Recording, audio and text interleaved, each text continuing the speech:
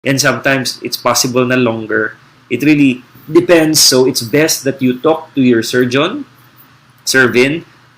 Questions like, ano po ba yung implant ko? How long maglalast? Because they will know more than me po.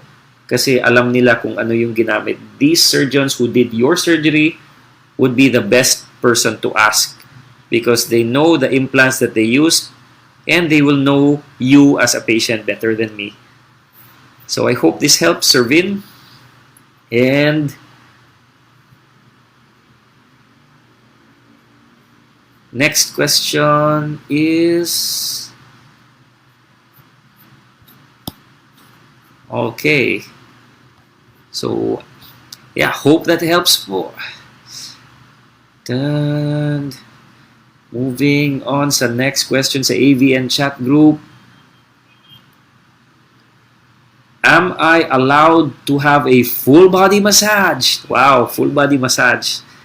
Parang that's something I need also to de-stress.